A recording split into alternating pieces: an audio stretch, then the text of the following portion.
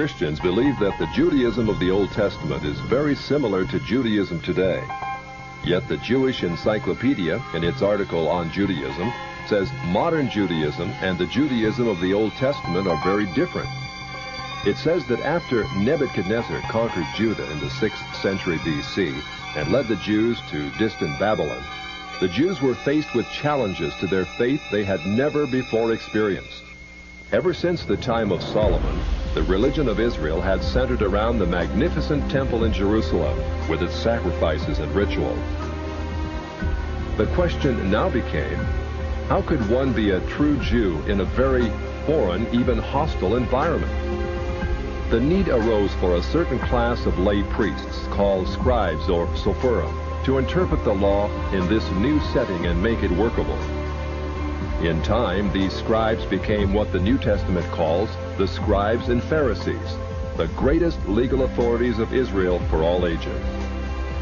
The Pharisees said there were really two inspired revelations to the Jews. There was the written law of Moses received atop Sinai, but there was also the oral tradition acquired by 70 elders who came to the base of the mountain but were forbidden to proceed farther.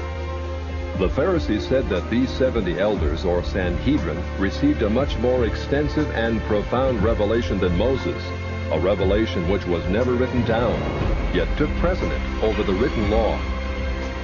When Jesus came on the scene, his reaction was to bitterly denounce this counterfeit tradition. Christ said the Pharisees, by their tradition, had made the law of God of none effect.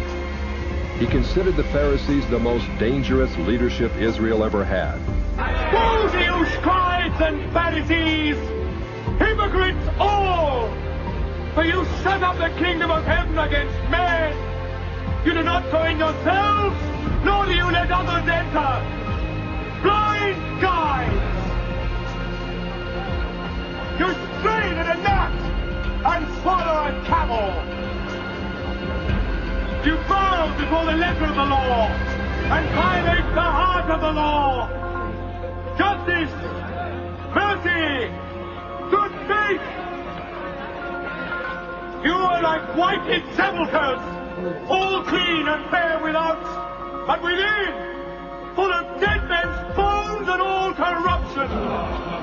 You see these stones, do you not? I tell you, there will not be left here one stone upon another that will not be thrown down. Yours is a house of desolation, the home of the lizard and the spider. Serpents, brood of vipers, how can any of you escape damnation?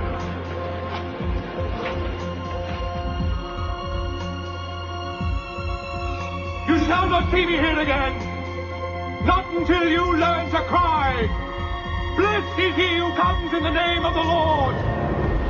For I and my Father are one and the same.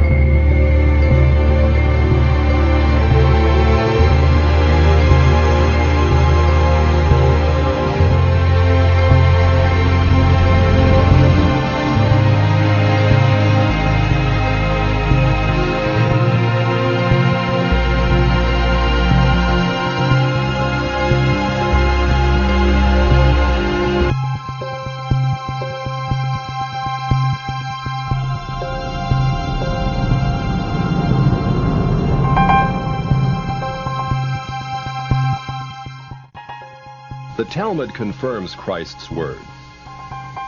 In the Talmud, in Treatise Sanhedrin, an extensive passage describes the right of the Pharisee to kill anyone, just as long as he did so indirectly. As one of dozens of examples, the Talmud tells us that if one bound his neighbor and he died of starvation, he is not liable to execution. In such an indirect manner, the Pharisees also killed Christ. Manipulating the Romans to actually wield the spear and sword, the Pharisees claimed, as their descendants do today, that since the Romans were the direct cause of the death of Christ, it is the Romans, not the Jews, who are guilty. Christ also called the Pharisees adulterers, an adulterous generation. The Talmud provides generous loopholes for adultery. It says the penalty for adultery does not include sex with a minor, the wife of a minor, or the wife of a heathen. The Talmud also encourages seduction of unwed adolescent girls called designated bondmaids. But it's important how such rapes are performed. With the designated bondmaid, one is guilty only in the case of natural connection, but not in the case of perverse connection. The Pharisees reasoned that rape in a perverted manner is outside the jurisdiction of the law. Normal rape, however, was punishable. In Babylon, sexual perversion of every kind had been a way of life for millenniums. The Pharisees were deeply influenced by such practices. In one of dozens of endorsements of child sex, Simeon ben Yochai said, "A proselyte under the age of 3 years and a day is permitted to marry a priest." Agreeing with ben Yochai, the great Rabbah said, "When a grown-up man has intercourse with a little girl, it is nothing, for when the girl is less than this, 3 years and a day, it is as if one put the finger into the eye." The footnote to this passage says, "As tears come to the eye again and again, so does virginity come back to the little girl under 3 years." The same section confirms that sexual activity with small boys is in the same category. The intercourse of a small boy is not regarded as a sexual act.